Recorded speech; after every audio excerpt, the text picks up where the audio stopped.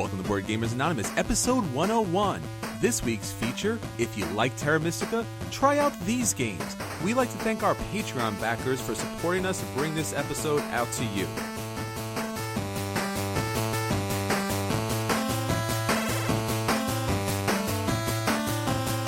You're listening to a proud member of the Dice Tower Network, dedicated to bringing podcasters together for the greater good of gaming. It's sort of like Voltron, but with better lip syncing. Find out more at Dicetowernetwork.com. Welcome to Board Gamers Anonymous, the podcast about board gamers and the insane fun we have at the table together. This is Chris. This is Anthony. This is Daniel. And this is Drew. Welcome to the episode, everyone. We're so glad to have you back for a regular episode. We've been doing some amazing special episodes, and if you haven't listened to our episode 100 yet, please jump back, listen to that episode. That was our top 100 board games of all time. And thankfully, this is not our top 101 board games of all time, because I think it would kill us. You're tired? I'm a little tired. Out a little bit? I think we got it all out with the 100. I think we're okay until at least 150, maybe 200. But, you know, we could always find one more game to kind of throw on the list. So for this week's episode, we're going to be talking about one of the hottest games on the top 100 of Board Game Geek, Terra Mystica. Now, you've probably got a chance to play this great game, and in this episode, we're going to tell you what other games you should really check out if you like that game. But before we get into that, we want to talk about some little things that's been going on around the board gaming industry. It's going to seem crazy because it's actually normal for once, but the Origin Board Game Awards were just announced, and the 2016 nominees are out there, and the categories are surprisingly normal. We have a category for board games, and a category for card games, category for miniature games, collectible games, family games, and game accessories. And I have to mention this because, of course, Daniel's our big fan here, our role-playing games. So no longer do we have the really strange, mixed-up categories and the oddly kind of thrown-together games. We actually got somewhat normal categories, guys. What do you think, Anthony? I don't know if they could have topped last year's all-time best children, family, and party games with, what was it, Archer, Gravwell, and The Tortoise and the Hare. Because those three games have nothing to do with each other. That was fantastic. I think we talked about this last year, that was fantastic. So this year, the family games category makes sense, as do the rest of them. So there's nothing to make fun of. Well, to be fair, if it was Daniel's family and Daniel's children, they would be playing Gravwell, right, Daniel? You're darn right. You know, it's been such a long growth process for Origins. It started out and it really is essentially a wargamers convention. That's like that's their Gen Con. Over the years, it just seemed like that the wargamers have been dragged kicking and screaming back into the mainstream of our hobby, reaching out through their awards to other facets of the hobby. But I just think they don't know how to do it. These are wargamers who have to try and please the rest of us gamers. And, you know, give them some credit for even letting everyone else in the door. They could just keep their little clubhouse atmosphere going and play their little war games. But no, they've opened it up. Everybody can come. It's a great time. They just have to figure it out. Yeah, I mean, it happens to the best of us. The Grammy for metal went to Jethro Tull, like, was that 30 years ago instead of Metallica? Yeah, I remember that. It happens. Nonetheless, let's talk about the categories. So the first category up was board games, not really flashy or anything, just straight up board games.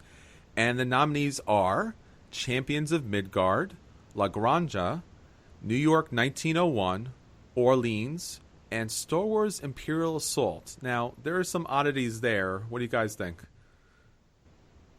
I mean, first off, Imperial Assault was released in 2014, so that's a tough one to kind of throw in the lump there with several other games that just came out in the last 6 months. Mm-hmm. I think Orleans 2 might have kickstarted or originally been released before last year too, right? Mm-hmm.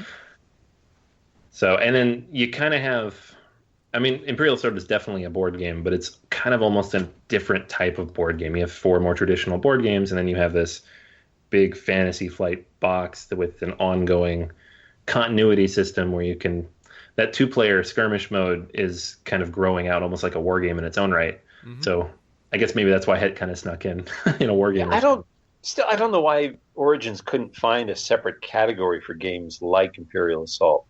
That seems to be a great bridge between the war game world and the hobby gamers in general. It doesn't fit in with the others now. It's a little bit of an odd mix. La Granja, I've played the game. It's a fine game. It's kind of like somebody who wanted to make a Feld, but it wasn't Stefan Feld, so kind of gets you part of the way there, but it's a little clunky along the way.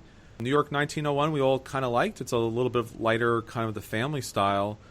Orleans is a great game, and Champions of Midgard is a fine game too. So there's some good kind of picks in here. It's just there's still some oddities. Maybe as Drew said, they're still working out the bugs a little bit, and eventually we'll kind of hit on the right year, the right games. And you know, it's kind of weird to see that, you know, games like Blood Rage is not on there, or Pandemic Legacy is not on there. It's a little odd, to say the least. They probably at the very least need to kind of explain a little bit as far as why they're picking the games they're picking.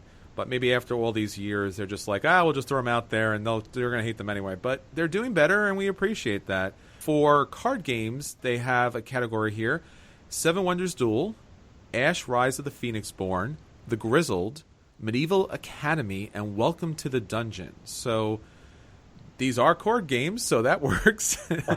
Unlike last year, where there was a card game that was really a board game, there was a board game that was really a card game. So we're actually looking at 5 card games this year. So that's good, and there's really good games. These are all really solid games. I have no problem with these nominees. I think these are some of the best card games from last year. So good job.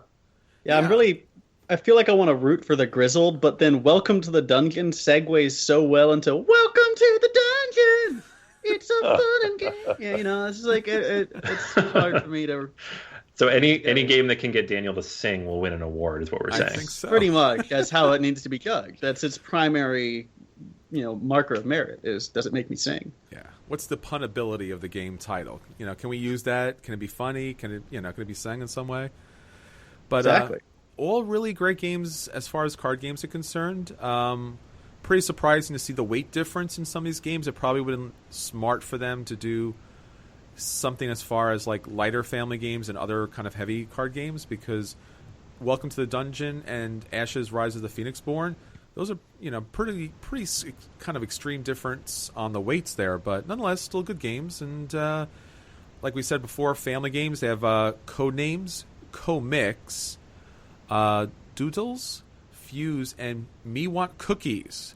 And now I will leave that to Daniel. No Me Want Cookies? No Cookie Monster impression? I mean, I could. It's been a while. Oh Lord, can I even? Me want cook? No, see, that's too aggressive. That's like it's like Cookie Monster after he's been on the streets for a while. Hasn't had a cookie in months. he's got some withdrawal going on. Yeah, he's starting to lose it, man. It's like Cookie Monster if he played Blood Rage or something. There you go. Yeah, so that's the categories there. Obviously, there is a good number of them there. We talked about there's also role-playing games on there. So you have a Cthulhu Britannica London box set. There's a Dracula Dossier's Director's Handbook. There's Fall of Magic. There's Lone Wolf Adventure Game. And Star Wars Force and Destiny. So some pretty solid RPGs. Yeah, I really hope Fall of Magic takes it here. I mean, all of them are solid games. It's just the Fall of Magic was such an innovative game. It's so very different in a lot of ways than the standard role-playing game world is right now. And the rest of them, though, if you read down, right, it's Cthulhu, Star Wars, Vampire Gothic, right, very typical themes and very familiar play styles. Okay. And I think Fall of Magic is the one that gives us the most interesting new twist. So I hope it's the one that takes the crown. Mm-hmm. Yeah, it'd be nice to see something new and up and coming kind of shake up the system a little bit. So some nice nominations, Origins. You're doing a better job, and we really appreciate it, although we do miss the humor of your past award nominees. So, you win some, you lose some. Hey, Chris, Anthony, you guys are you planning on going to Origins? Actually, Anthony and I are right now talking about heading out to Origins, our first Origins convention. We all went to Gen Con last year, so at the very least, you'll see 2 of us at Origins, and, it's always possible that you might see more of us, or you'll absolutely be able to see more Board Gamer Anonymous listeners at the convention, so maybe we'll be able to pull something together this year. Nice. Do they have an actual awards ceremony, like with envelopes that they open and announce the winners? How do they do that? Well, I think, if you go by last year, it's more along the lines of like, they all line up and then they, put a blindfold on them and then they shoot them at the end. So this year might be different. Origins is always doing things kind of backwards. So maybe they'll give them an award instead of, a firing line. But who knows? I feel like we're going to show up and our names are going to be on a list. Like, no, these guys can't get in. We'll have those shirts on with the big logo on the back. They're like, nope. It's fine. We're anonymous. They don't know us. We're good. And now, our acquisition disorders. Acquisition disorders? That's crazy! Only needs the base game, nothing else but the base game. The base game and the expansion. See? Nothing else. Just the base game and the expansion and the promos. The base game, the expansion, and the promos, and of course, the upgraded components. Why wouldn't you have the upgraded components? So the base game, the expansion... All right, so it's been a month, and even though we talked about our top 100 board games of all time, that is not the end. We still have some serious acquisition disorders. So we're going to talk about some games that we really want to get our hands on, get to the table, and we're really looking forward to it. So, Anthony, why don't you start us off? All right. So it has been 4 months since we've done this segment. And in that time, wow, so many games have entered my acquisition disorder and then left it because I bought them. So I actually had to look a little bit to see what I wanted to talk about. So there's a couple things I wanted to talk about, but the one that really, this kind of grabbed me out a week or 2 ago. And Chris actually talked about this a while back, and we talked about it on our Tabletop Madness episode too, with the theme of the game, and that's Food Chain Magnate. I got a chance to play this about 2 weeks ago, and let me just say it was probably the most miserable 2 hours of my life. But after I finished the game, I couldn't stop thinking about it, and I want to play it again to the point where I went online. And there is a way to play it online, and I think it's Board Game Core is what it's called.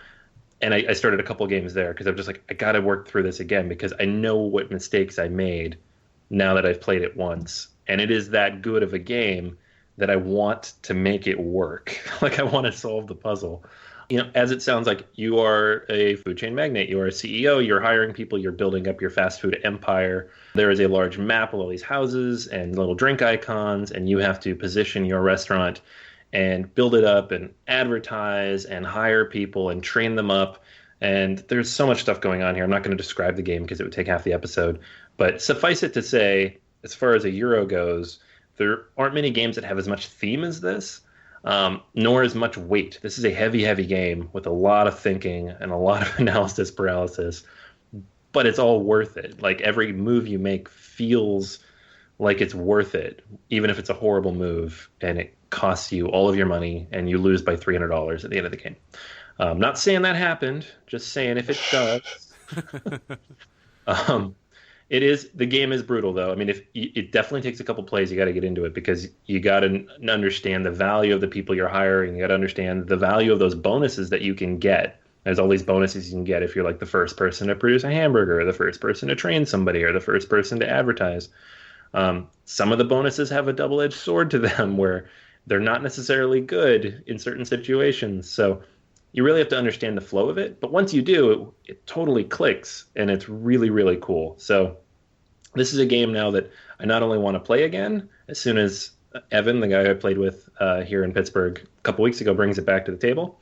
But if/when they ever bring it to the U.S., I will almost certainly pick up a copy.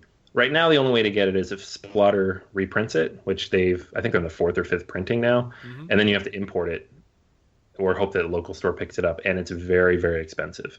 So I'm not doing any of that probably, but presuming it's coming here, I'm pretty sure it is. I will, take a look at that once it's out because it is a very good game. It's still in my head. It's been 2 weeks. It's still in my head. That doesn't normally happen. So that's a Food Chain Magnate. It's the kind of game that haunts your dreams. So that's a pretty good recommendation. It is, yeah. Like, there's certain, like Drew will talk about this a little bit later. There's video games like Dark Souls where you're like, wow, I just died 43 times. I want to keep trying, see if I can not die the 44th time. It's kind of like that, except really just the first time, and it just takes 3 hours. So I'm sure I will lose again the next time, but maybe not so bad. Yes, they've been talking about releasing this game in the U.S., and if you go to some of the major board game stores online, you can actually see pre-orders for this game. It's ranging around $100 right about now. It may drop a little bit more once it actually kind of hits the U.S. But as you said, Anthony, when I got my first play of this game in, we had a full complement. One player just towards the end was like just completely gave up, and at some point was just almost purposely losing money because the game just broke them. As you said, the AP is pretty intense here because while you still are doing your own thing, the level of interaction and screwage that goes on is massive. So somebody's building, a whole kind of empire for pizza, and then you just jump in there and you advertise lemonade, and now they have to get lemonade, and then someone else jumps in, throws something else there. So your engine, while it is a solid Euro engine, all throughout the game you got to keep your eyes open because that switches dramatically all the time. So it can be a very painful game, even though it is a very simple game to play. You're basically playing cards down on the table and just taking the actions. It's not a crazy hard game to play, but the AP, man, that will cost you some issues, some days, and maybe some therapy. Yeah, if you don't, it's like you said, it is simple. Like once you played it, you're like, oh, that's pretty easy. I could teach that now. Huh. But like actually understanding how everything interacts, and I actually got hit with exactly that. I was picking up pizza, making money, and someone threw a lemonade on there, and I was like, crud, I don't even have the guy who can give me drinks yet. True. And so I had to spend 3 turns getting the drinks, and by then someone had thrown beer on there just for good measure. And I'm like, come on, guys. Yeah, like I don't have enough of any of this. You got to get those bonuses. So much of that game is the bonuses. Otherwise, you're really trying to dig yourself out the entire game. But here's the one question I have for you. What table did you find to actually play this game on?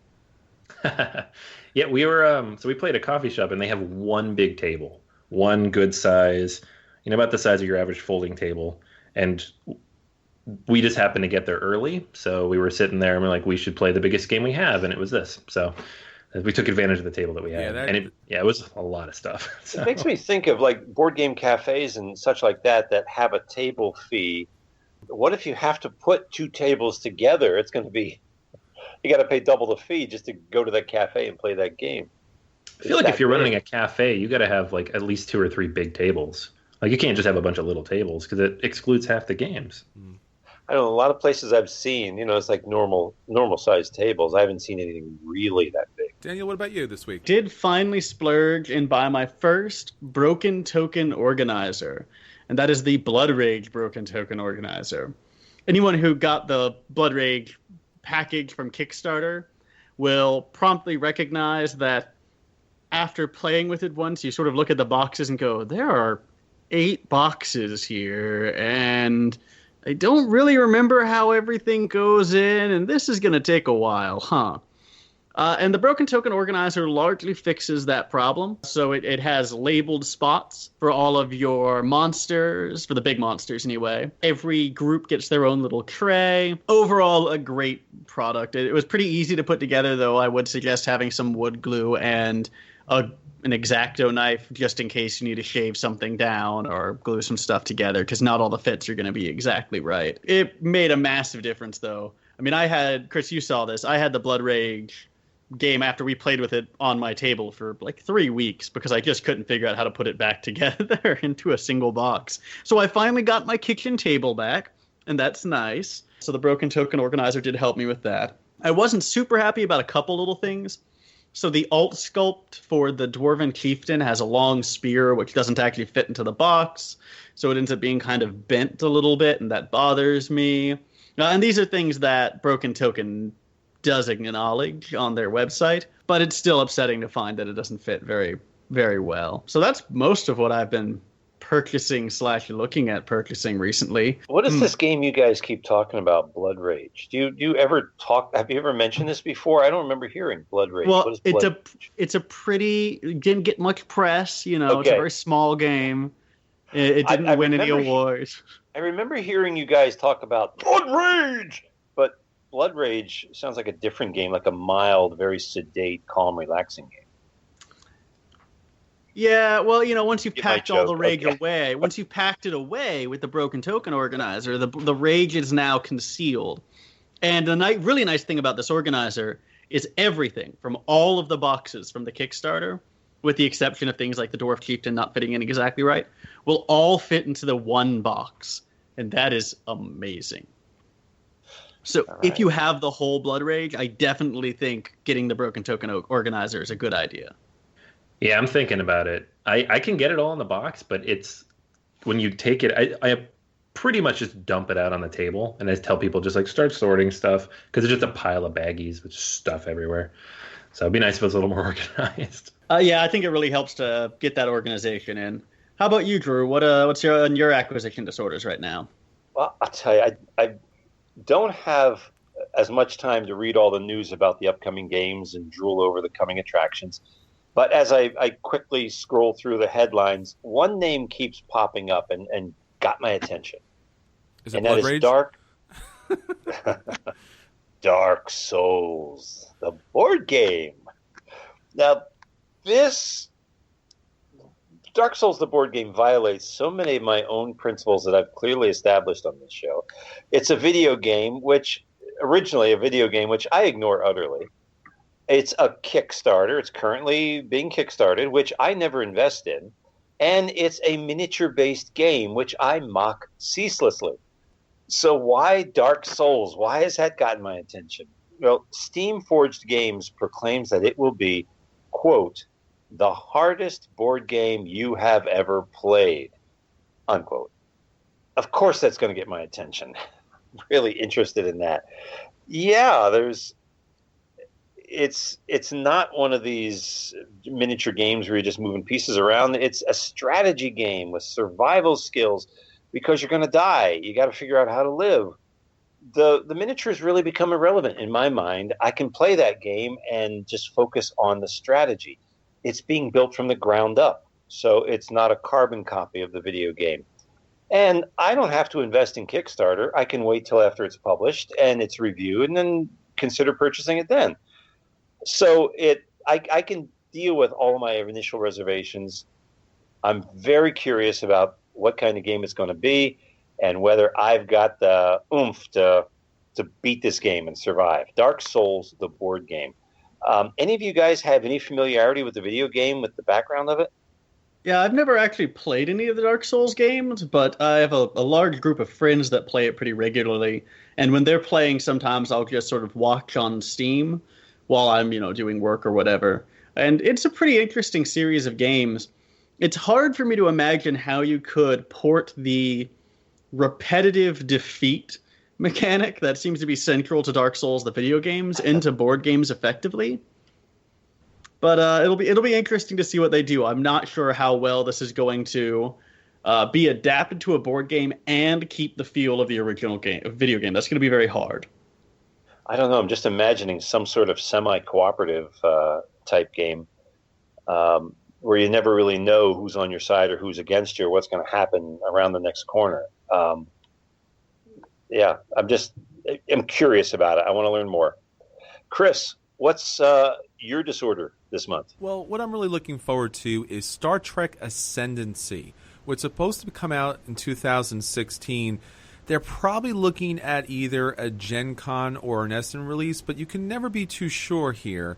Now, Gale Force 9 is producing this game, and they do a very decent job with their games. And there has been some early pictures of what this game is going to look like. And I gotta say, I was pretty surprised by it.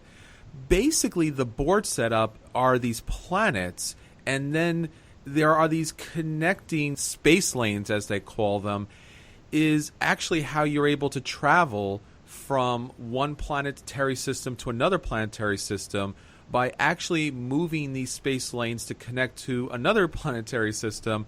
So it's a very different looking board game. I've never ever seen anything like this before. It looks like it's coming with a great deal of miniatures. It's got all the classic Star Trek races in this game. And what they've been talking about is actually kind of making this your little bit of your own adventure. You're kind of exploring the Star Trek universe, and you're going on these different adventures, and it's very much a 4X game. So you're exploring, you're expanding, you're exterminating, and you're doing other X's. So you're doing a lot of the 4X type of gameplay that goes in here, but from a Star Trek perspective. So in the base box, you're going to look at the Federation, the Klingons, and the Romulans, but they already have released information as far as the Cardassians and the Ferengi as far as expansions that you can kind of add into this game. So it does very much have that type of Star Trek aesthetic to it. It's a little Euro-y, so you're not going to get a lot of the artwork that you're probably used to from maybe Star Trek Fleet Command or from Star Trek Attack Wing, but there's something very interesting about this game, and if it does play as well as it looks, I'm going to pick this game up immediately. I'm a big Star Trek fan, and it looks like something that Gale Force 9 has kind of hit out of the park. All right, so that's Star Trek Ascendancy. And now, at the table with BGA. So we've gotten a lot of games to the table over this last month, and we want to tell you about the games that really kind of stuck with us this month and let you know what's great about them and if you should be picking them up yourself and playing them with all your friends. Drew, why don't you start us off this week? All right, I will, because I have some encouraging news from my regular Tuesday night game group here in Bennington. We're finally getting a lot of new faces, new regulars that are sticking, which means I've had to change the games that I've been bringing. We're getting 6 regulars on any one night. Next week, I'm expecting 7, and we should be finally hitting 2 tables of games from here on out. But last week, I had to come up with games that would sit 6 people, and I tried a social experiment. I wanted to see how certain player elimination games would play. I mean, would the pace of the game be enough to keep the people interested even after they dropped out? Would the game drag on after elimination? Because you know how when you're kids, all the monopolies and all that, the elimination games, they were awful, being kicked out, and the game just would drag on forever after that. But modern elimination games, and the 2 I tried this week were King of Tokyo, Cash and Guns, both of them very popular games. You realize in modern games, the elimination factor is just not a big deal because it's designed to be such a quick, fast-moving game. In both King of Tokyo, Cash and Guns, somebody dropped out about halfway in. They were bounced. So we had that. They didn't get bored. They didn't walk away. They were invested enough in the game that they enjoyed watching to see how the game progressed, how it went along. Of course, in King of Tokyo, it ended quickly because I had bought the card that gives you 9 points if you roll 1 of each on the dice. And I did, and that wrapped it up fairly quickly. In Cash and Guns, the 8 rounds, you would think it's a long game, but boy, they shot by, no pun intended. And the stool pigeon survived to the end and won the game in that one. Very quick moving. So here's my takeaway from trying out both those games for 6 people. We should never be afraid of elimination games, even modern ones. It's not a bad mechanism to have. There's something thrilling about trying to stay in the game as long as possible. It's a feature, not a fault. However, King of Tokyo, I think we've already come to the conclusion you should never really play it with 6 people. You shouldn't really play it with more than 4. King of New York will probably introduce the 6 people. That's much better play. But on the other hand, Cash and Guns should never be played with less than the full complement of 6. It was wonderful having 6 people sitting down and playing at the same time. There is nothing like a half dozen half-crazed gamers in a foam-filled Mexican standoff. Had a great time with that. So keep bringing those elimination games to the table. Daniel, what did you bring to the table? Well, over the last month, I've played a lot of stuff. A lot of great games, including like Mombasa, fantastic game. A lot of games that I was certain going to be the one that I was going to talk about here. But the one that made it here is actually a really strange game called Karuba. And one of the reasons it made it here is it was totally surprising to me. So Karuba is, for lack of a better word, a maze completion game. Everyone sets up explorers on one side of a field, and then they have these temples that you're trying to get to on another side of the field. And every player gets to pick where one of them goes, if they're assuming there's 4 players. You all have these sort of tiles that are numbered, and they have very specific paths, and sometimes they have bonuses you pick up if you stop on them. And one player draws from their pile blindly, so kind of like a bingo sort of lottery system.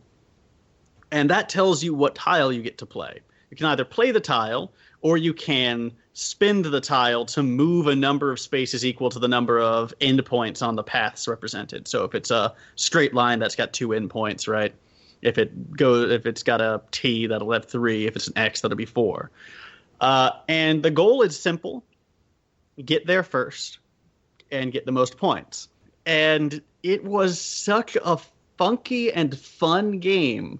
And one of the reasons it stuck out to me so much is while things, Mombasa was a fantastic Euro, right? One of the best I've ever played. Karuba, I couldn't really find something like it in my head if I tried to look for it. It was an entirely different genre of game than one that I could at least name readily. I still kind of have some troubles describing how it works. So, if what I'm saying doesn't sound interesting, give it a shot and see, because maybe I'm just not describing it properly. But I think Karuba is a really fantastic game. It's one that deserves to have more of a reputation than it does. And it's one I'm definitely going to get at some point in the near future. I know that Chris was there playing with me. I don't know. What did you think of it, Chris? I think you said when we were playing it that it reminded you of Suro as far as that you're building your own path to victory. Not to go off the board and kind of lose, but to kind of reach your final destination. And then yet at the same time, it almost had like a bingo mechanic. So like tile 5, and everyone goes looking for tile 5, and you put the tile 5 out there, and then you wait for the right tile to kind of connect things together.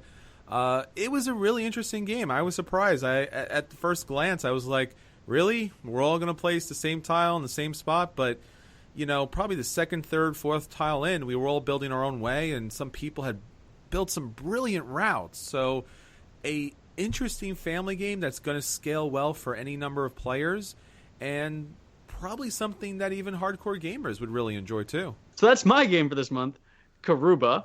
How about you, Anthony? What did you get to the table? I picked this up not too long ago, and it is the newest game from the guys who designed The Voyages of Marco Polo, which is probably my favorite game from 2015. So Simone Luciani and Danielle Tastini, I'm probably butchering that, but those are the guys. It is Council of 4. So this is another medium weight Euro from these guys, and it's actually on the lighter end of that. I would say it's relatively straightforward.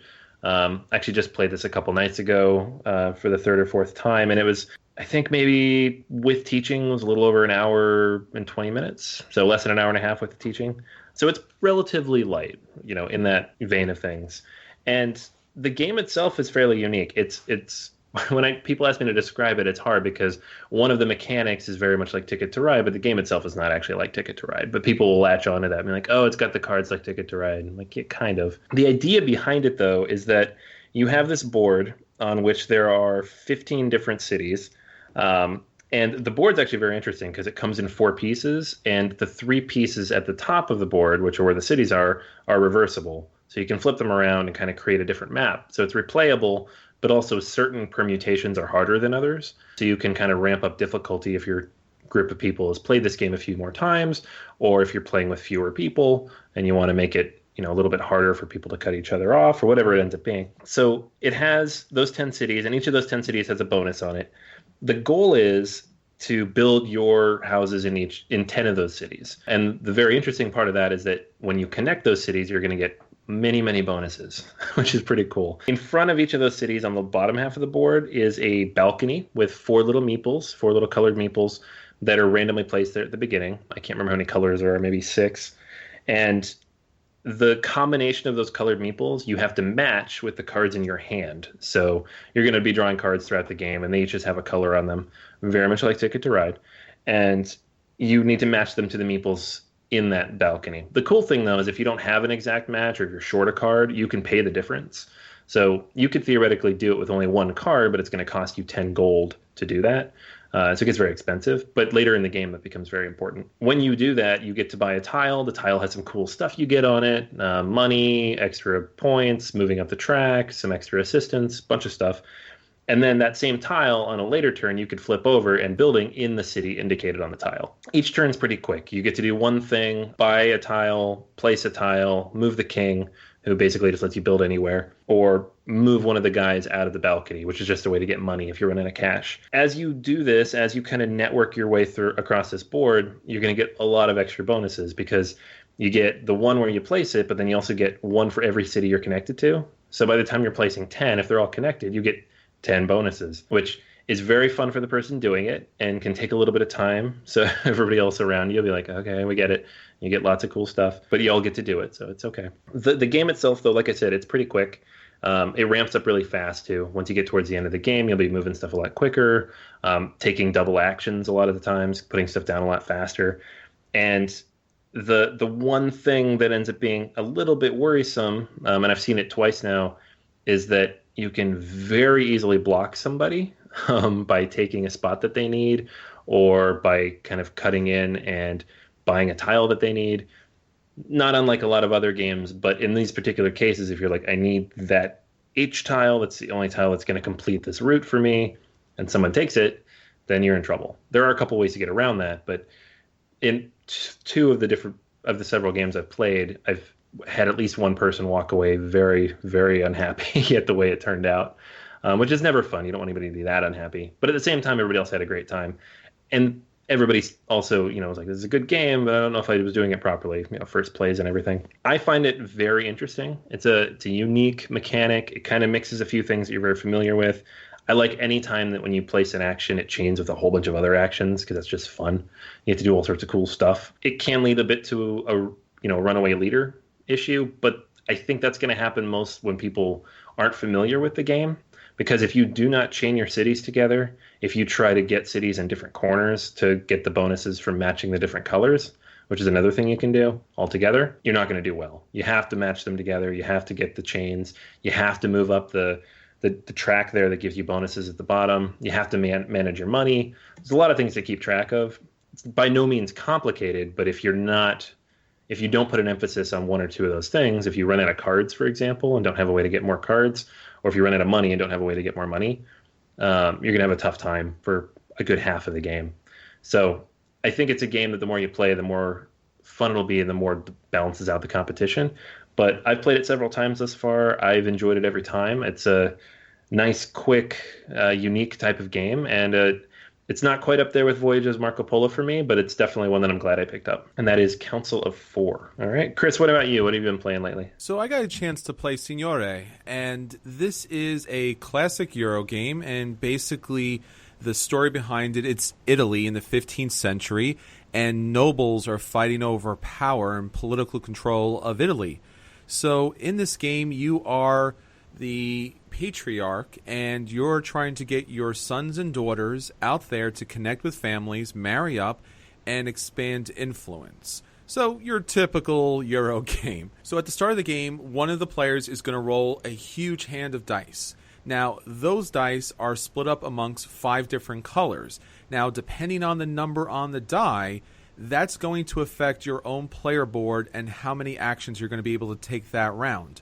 Because what you're looking at is pretty much between numbers 1 through 6 on the dies, and you're going to be able to take 4 actions each round. You don't have to take 4, but you can take 4. Now, as you can imagine, you're going to get a whole bunch of numbers there, and what you ideally want to do is have a final number that is 13 or lower, because if you go above 13, then you won't be able to get the bonus action on the bottom of the board, and typically that's a very good action to have.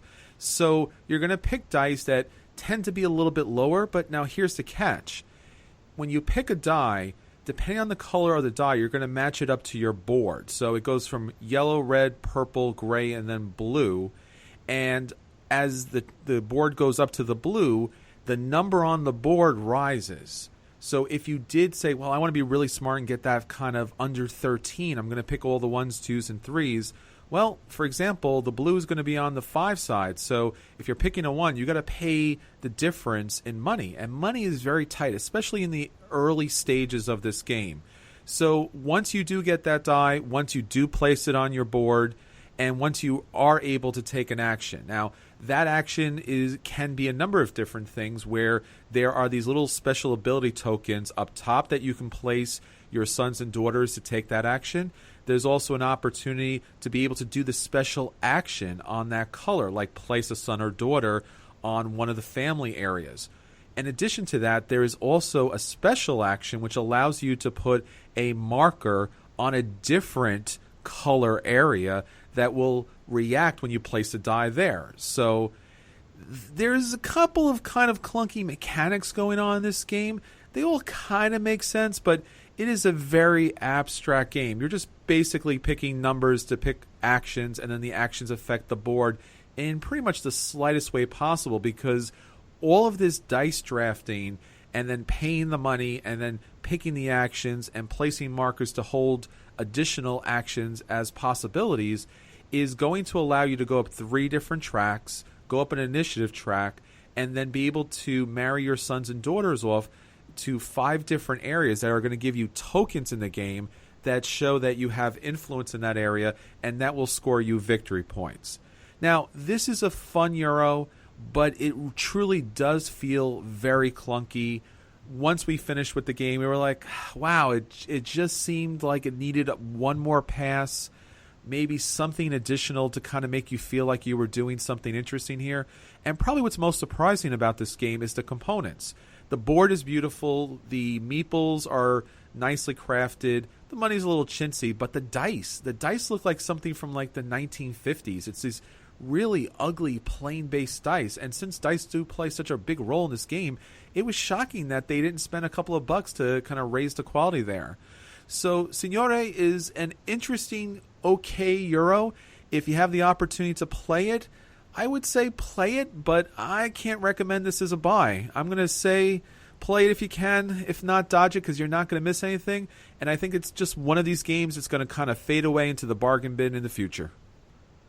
So that's our At the Table this week. Now let's get on to our feature review.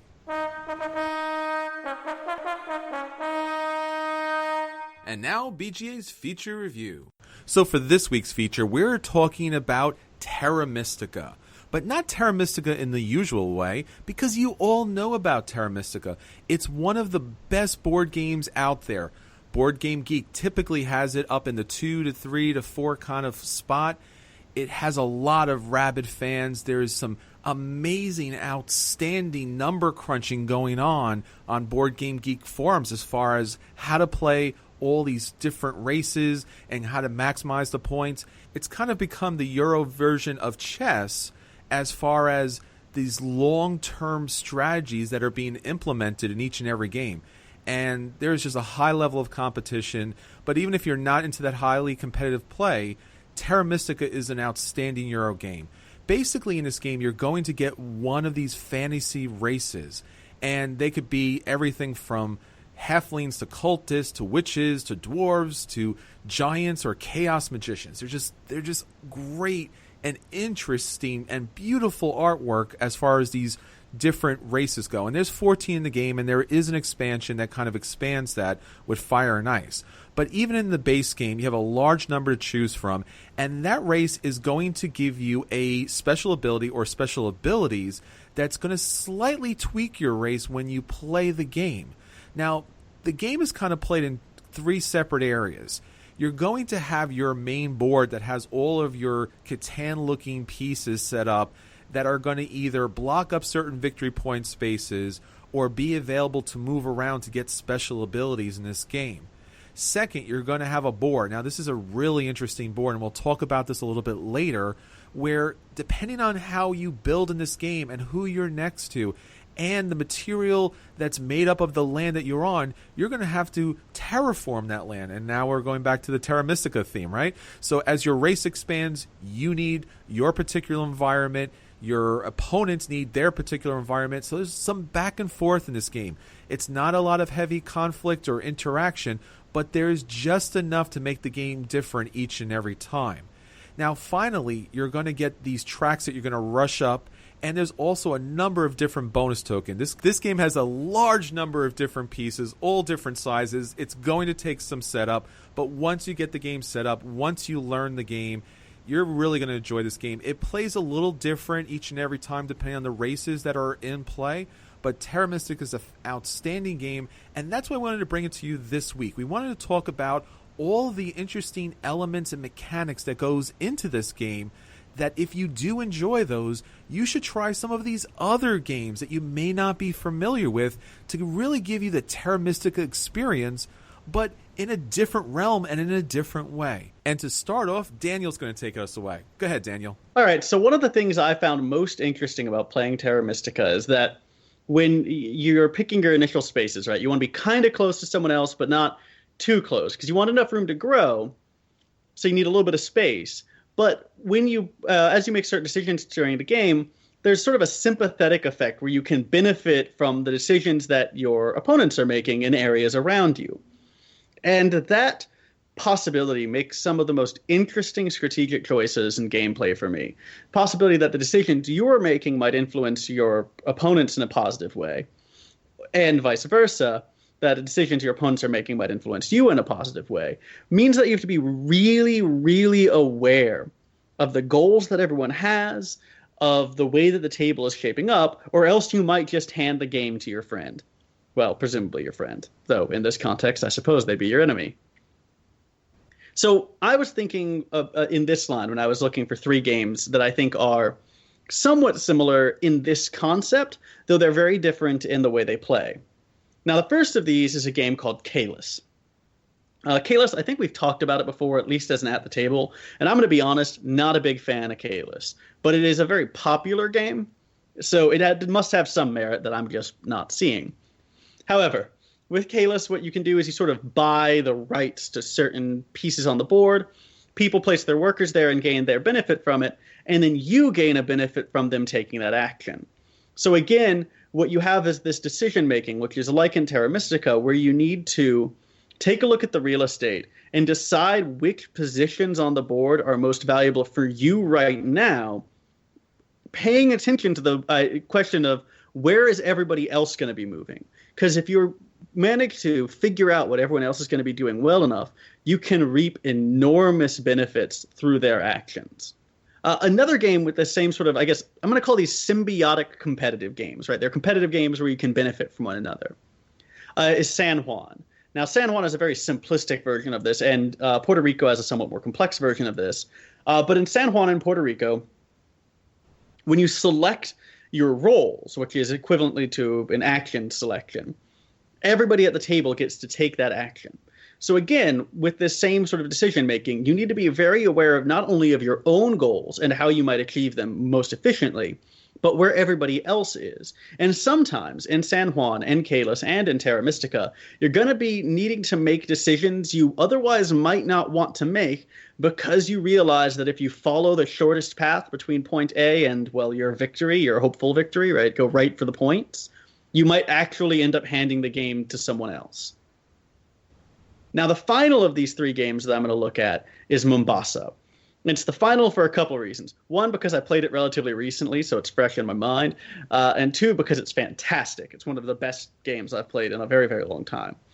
So of all these 3, it'd probably go Mombasa, then San Juan, then Kalis in my recommendation order. So just flip it and reverse it, right? For Mombasa, there's a couple of ways you can influence other players and they can influence you. One is that simply you can increase the value of the shares of various companies in the game. If someone else holds a large number of shares in these companies, you are giving them points. Likewise, if you put them into a situation where they need to increase the shares, the value of certain shares, or if you see that they're following a certain suit, they're pushing on one of the companies, they're pushing on the Mombasa company, for instance, well, then you can sort of tag along for the ride and get some bonus points without really having to contribute anything. On top of that, the mere increasing of the value of the various stock markets, there are key points at which you gain a certain benefit. And if you are the first one there, then anyone who comes after you will have to give you you get paid again, essentially, right? So if you're the first one across the line, you get your one gold or whatever. Then for everybody else who comes after you, you get another gold. Likewise, if you're second, then the third player, when they cross, you get another gold. So this helps you sort of locking down these key positions. If you can see that, let's say, a bunch of people are rushing Mombasa, and if you can manage to get across that line first, you're going to see a massive, massive advantage. So that's my 3 games that I think are worth trying if you like Terra Mystica. Specifically, if the thing you like about Terra Mystica is this need to be always aware of and always cautious about the various ways that your choices can help your opponents win if you're not paying close enough attention. So that's my 3: Kalis, San Juan / Puerto Rico, and Mombasa. All right, so those are my recommendations for what games you should play if you like Terra Mystica. How about you, Anthony? What do you have to recommend? Thing that really catches my interest, I mean, a lot of things catch my interest in Terra Mystica. It's a fantastic game. It's one of my favorites. But there's a couple of specific mechanics that I really, really like. And the one that I find the most interesting is the strategic planning based on the player power that you get. Now, we've talked about variable player powers before as a component of games, and I'm a huge fan. We all are. But this goes a step further because the power that you get or the race that you choose in Terra Mystica is going to determine how you play the game across the board. If you ignore what your special power is, if you ignore your benefit and some of the detriments that come with your race, you're going to lose the game. And that's very cool to me because not only does it make it replayable from the sense that you can play as all of these races that are in the game, and it's going to be different for each of those, plus it's going to take several times with each to really feel like you got a handle of how they play, but everybody else is as well. So the game is constantly changing and the permutations of it are just nearly endless, which is why people are so obsessed with this game. So games that have similar ideas that really kind of reach out and create something unique that takes a game that's already relatively complex and just makes it so you're seeing it through this incredibly unique lens of the race or the powers that you're using really jump out at me.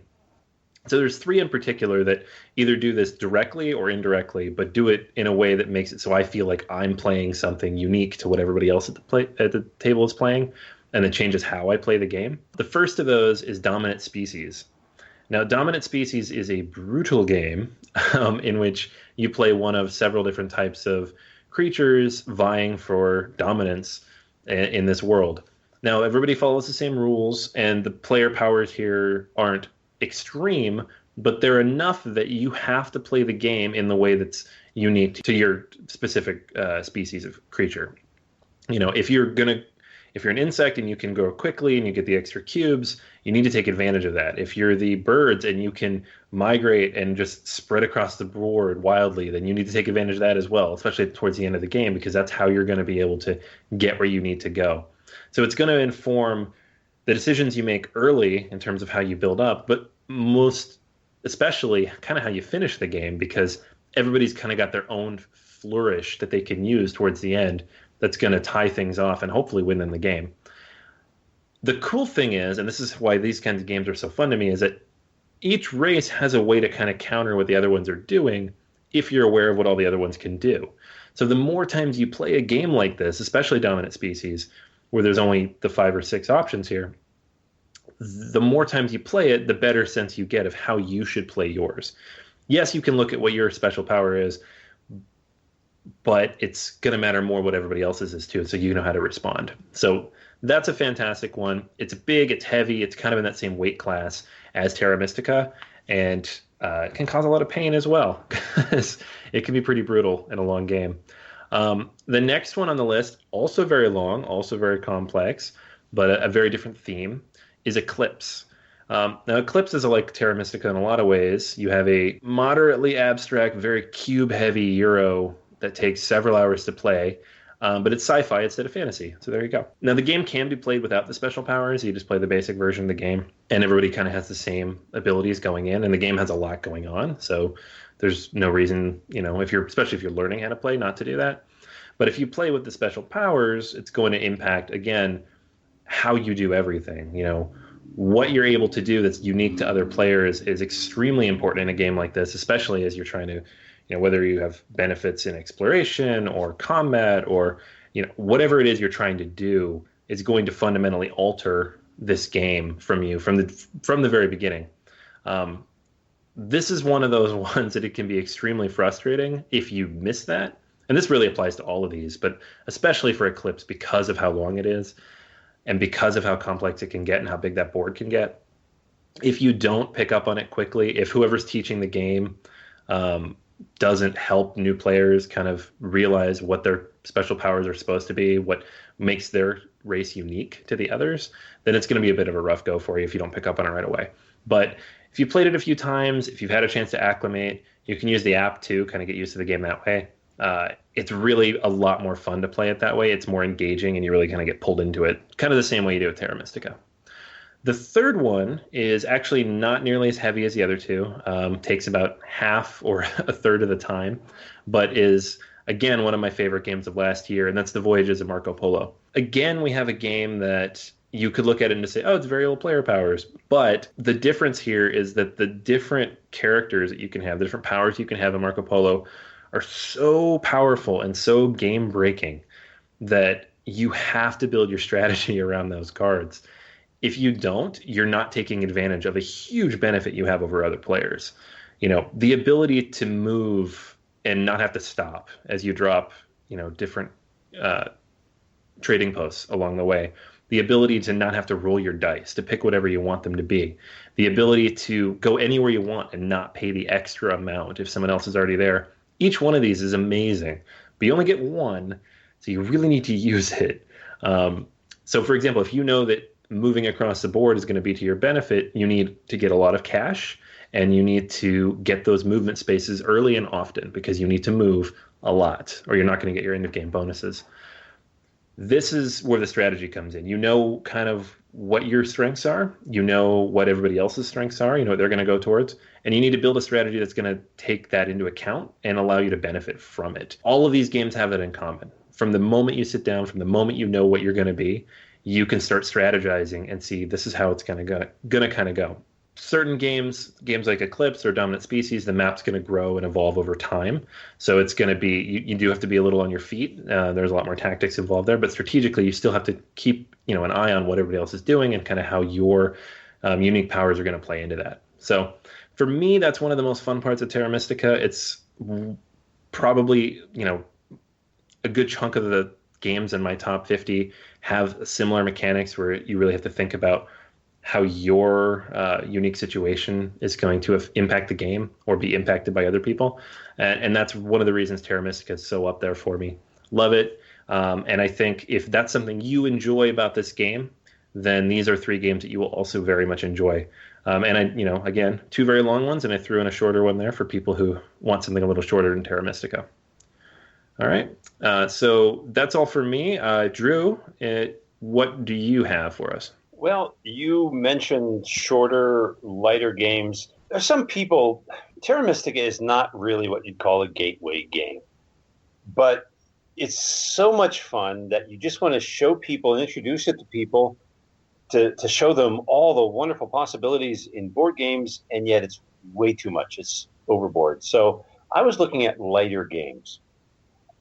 Similar to Terra Mystica, especially in the sense of network building. It's one of the favorite mechanisms I enjoy. I like introducing that because it actually is a more advanced mechanism, much more so than simple route building. In route building, it's like Ticket to Ride, point A to point B. Network building, a lot more complicated decisions have to be made. So it's like the next step up from route building. So you want something lighter, a secondary game to show people. And when I talk about heavy and light, I'm using Board Game Geek's scale of heaviness. Terra Mystica is rated 3.9 on a scale of 1 to 5. That is really heavy for a very popular game. So the three games that I'm choosing, suggesting now, are actually at least a point and a half lighter, 2.4 or less on that scale. It might be a better introduction to Terra Mystica style network building. Great things to choose from. And I was really fortunate in that I have John McCallion's collection in my basement, and he has a lot of Euro games, a lot of German games, and network building is something he enjoyed purchasing and keeping, holding on to. So All three of these games were in his collection. I had a chance to check them out, really dig into them. Terra Mystica is an abstract game at heart. It's in a fantasy world, has really no theme, no setting. I think it's a good thing. I really get into that abstract sense of it. But if you want a similar game that has a more historical slant or have to do with real human civilizations, all three of these games fit that. Attica, China, and Kingdom Builder. First one I want to talk about is China from 2005, Michael Schack, the German designer. In China, network building, it's more than just filling up an area and trying to have area control. Network building is about really branching out into a lot of different regions, but trying to keep together so that one part of your network can benefit another part of the network, as well as benefiting from the players building around you. Balance is the name of the game in China. You can't concentrate on one strategy too much. You're establishing a network of houses, sending out emissaries out on the roads to the further reaches of China. You want to be successful at that because everyone scores in each region. You can't concentrate. You can't just stay at home. You get a lot of points for that region. You just won't score anywhere else. I like games that allow you multiple players to score in each part of the board, and it's not like presidential primaries where it's winner take all, but everybody gets proportional amount of points. I like that. It's the quintessential networking game because it encourages you to branch out and widen out and try a balanced strategy. It's China, published by Uberplay. Now, the second game I want to present to you is Attica, a 2003 game by another German designer, Marcel Andre Merkel, who mostly works with apps now. As you can tell from the name of the game, this is based in ancient Greece. And its type of network building is similar to an abstract game that I like very much called Blockers, or I know it as Uptown. It's the exact same game, just different artwork.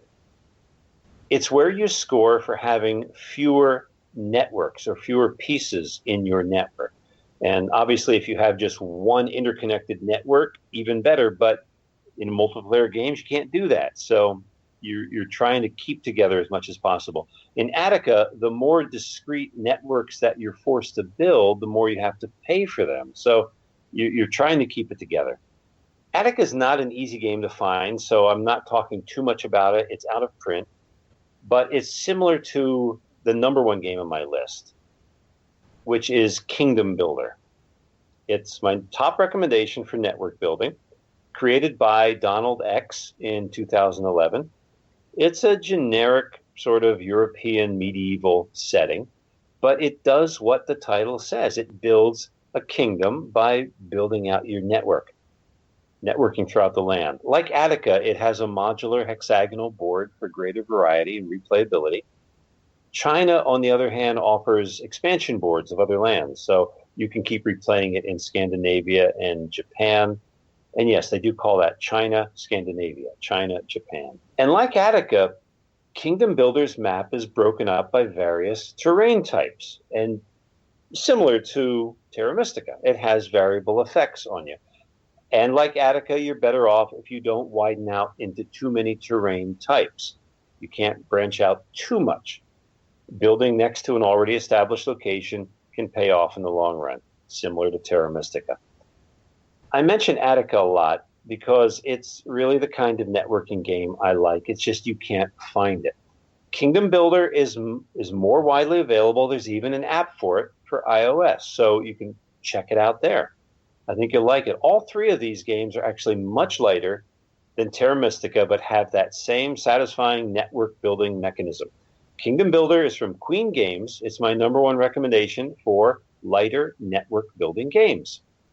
Chris, how about you? What would you recommend? Well, when I'm playing Terra Mystica, what I'm really entranced by is the board.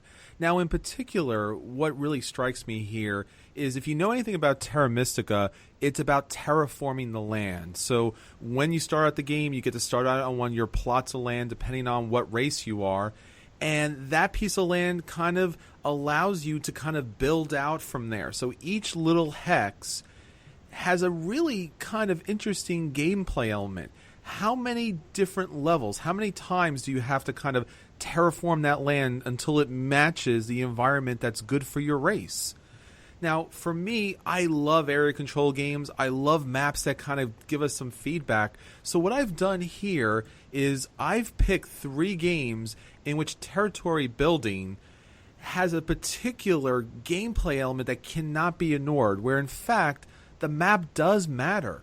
So starting on a little bit of the lighter end, as far as the map mattering, but not as far as the heaviness of the game, is Rune Wars. Now, we've talked about this game at length because we really do love this epic fantasy game. So once again, going back to the fantasy theme, like in Terra Mystica, but here, it's a lot more Americlash. It has a lot more theme to it, great artwork, great miniatures, and the object of the game is not to conquer all of the lands, but to benefit from the lands that you start from and how you expand and which hexes do you take over, because each and every hex has some sort of different environmental element to it. So it can provide you with resources, or it can block off a certain side because of the mountains or because of the water, or maybe there is a city located there that you want to kind of capture and add to your empire.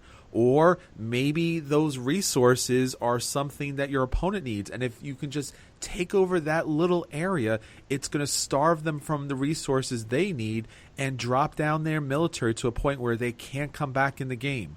So each hex in this game is very important, and what's really interesting is the game board gets built by all the players. So as each player is putting together a bunch of these different hexes that has a whole bunch of smaller hexes in it, you really want to strategize on how you put that together. Hopefully you get a good spot to kind of start off with, and how the environment really and truly does affect gameplay. Now, on a little bit more kind of strategic way, I want to talk about a second game in which the map really does play into the game a great deal, and that game would be Trains. Now, if you haven't played Trains yet, Trains is a deck building game that employs a board in a really deep and meaningful way. I remember when this game first came out, everyone was like, oh, it's just like Dominion, and then throwing the board in. The board has nothing to do with the game. But in fact, when you're playing the cards to build these different rails to kind of expand your network of trains, you really want to keep in mind the territories, because what you're doing by laying these tracks in these different territories, you have to pay attention to the different spots. So there can be a territory penalty, and that varies depending on if you're dealing with just kind of normal land or forest land. There's also waterways where you have to account for a penalty there. And then there's the city penalty. If you're going to build in a city, it's going to be more expensive. And then there's stations in the cities, which is going to vary, and that's going to cause you some problems. Not to mention other rails that your opponent has laid down that can make it too expensive for you to build through that area. So each of these hexes, once again, does play big. And while you're not terraforming the land, you are building rails on that land, and that land really does affect how far you can go. And especially, depending on how your opponents build, you are either benefiting from that situation or it's blocking you in that situation because it's just too hard to get through, just like terraforming in Terra Mystica. And finally, I want to talk about a game that's really close to Terra Mystica in that way, and that would be Deus.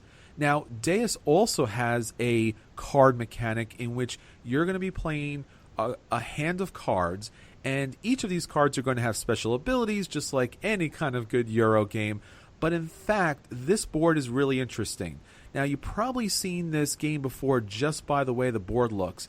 While it kind of has a Settlers of Catan look to it as far as how the hexes are placed together, in fact, the hexes are kind of rounded off. So even though they're, I guess, the way they play, they are hexes, they're kind of like little bubbles kind of stuck together in a big bubble hex. Now, that's not the end of it. Each of these small bubbles as part of this large hex bubble contains an element that you have to take into consideration. So you may have forest lands, you may have clay, you may have water, you may have stone. And depending on what cards you play and what the building allows and where the building allows you to build, those areas are going to be essential. So you can't build certain buildings in certain areas, and you can't build, for example, buildings in the waterways. You need the ships, which also, strangely enough, count as buildings. So depending on where you build your buildings, you can block off opponents, and more importantly, you can surround barbarians. Now, the barbarians in this game set up little tribal areas, and part of the way to win the game and also to end the game is to collect all the victory points from those barbarian areas, and you do that by surrounding them. So you do have a lot of interactive elements in Deus that are very similar to Terra Mystica as far as dealing with where your opponent builds, being blocked out from certain areas, and the material of that actual landscape is going to have a big difference in gameplay. And later on, once you do have some buildings built up and you play a card, it's going to trigger certain areas based upon that particular material for that landscape.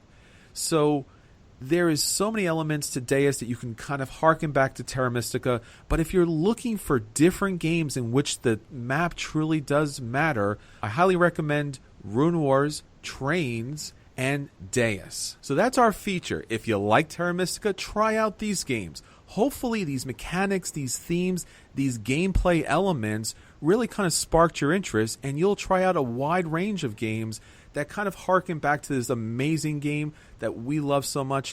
And now, our final round. And it's our first final round in 5 months. Man, I miss this. One of the things that we've heard a lot of, and probably too much of, over the last couple months, was a lot of discussion about publishers and their pricing and discounting policies. Well, I want to brush all that aside and just talk about some other publishers that manage to stay out of those discussions. Publishers that just straight up give you the biggest bang, the best value for the buck. Publishers we enjoy buying games from.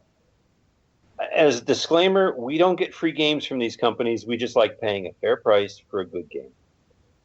For me, that publisher would be R&R, which publishes great games for the whole family. Fun style party games like Hanabi or Time's Up. Interesting theme games like First and Goal. Even their strategy games won't break the bank. Coal Baron and Mombasa, they top out at $45. They have a deep catalog of reasonably priced games. That's R&R. That's my choice. Anthony, what would you say? Yeah, for me, I'm going to go with a relatively new company, but one that from the start made a point to pack as much value into each box as possible. And that's Stonemaier Games. The games they produce, the quality of the games is so high that the price you end up paying for it, while comparable to a lot of other games on the market, what you get out of that box is fantastic. From, little things you wouldn't even think of, like the finish on the cards or the quality of the board. The components are just very high quality, and everything is stands up to a lot more wear and travel, I've noticed, especially those boxes. And with new games coming out, like the deluxe version of Scythe, which we obviously don't have yet, but you just look at what's going into that. It's not an inexpensive game, but it's not a game when I spend that much, I look at it and think, well, that was inflated a little bit. No, it's very clear where that money is going. So yeah, I've been very impressed with that, and I would not balk at paying, whatever their MSRP is for any of their new games if it's a game that I want to have on my shelf. Daniel, what about you? For me, it has to be Wizards of the Coast. Their games in general, but of course, especially the role-playing games. So I spent, I don't know, let's go big and say $100 on Dungeons and Dragons 3.5. And I played that game every week, 4 hours a week for 3 years.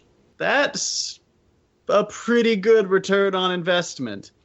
I think just in terms of sheer quantity of gameplay per dollar spent, it's going to be hard to beat role-playing games in general, but anything by Wizards of the Coast especially. So that's my go-to will pay MSRP guys. How about you, Chris? Well, this may be an unfair comparison, but the company that I really feel gives us the best bang for the buck would have to be Cool Mini or Not. They've done an outstanding job as far as their Kickstarters are concerned. We've talked about Blood Rage ad nauseum. We've talked about Arcadia Quest and its unlimited number of miniatures that we keep picking up. But there's also Zombicide, which has a number of just outstanding expansions with tons of miniatures. The boxes are so heavy. But even their smaller games like The Grizzled has out some outstanding artwork and great gameplay. So when you do pick up that game, you feel like you're getting something that is high quality. Now, what game you pick up is completely up to you, but Cool Mini or not really does high quality, whether it's in their components, whether it's in their artwork and game, or even their theming. The World of Smog on Her Majesty's Service really is thick and rich with themes. So I feel like they really give you the best bang for your buck. All right, thanks, guys. Mutual testimony to some publishers that we love. That is our final round for today. So that's everything for this week. Please keep in contact with us on Facebook, Twitter, BoardGamersAnonymous.com. Don't forget to rate us on iTunes and Stitcher. And please, if you can, we really want you to get down to our Board Game Geek Guild. We have a lot of great content, our podcast, and especially us. We're there. Kind of geek friend us so we can talk about more board games. And we like to thank all our Patreon backers. They really do help us bring an episode to you each and every time, and it really does mean a lot to us. So if and when you do get a chance, check us out on patreon.com. Until next time, this is Chris. This is Anthony. This is Daniel. And this is Drew. And we'll save you a seat at the table. Now, not too far away, because we want it far enough so that we can kind of build some additional seats, but we want it close enough so that we can gain some additional victory points. You understand, right? Now I get it. Okay. Wait for it. Yeah. Put a bump.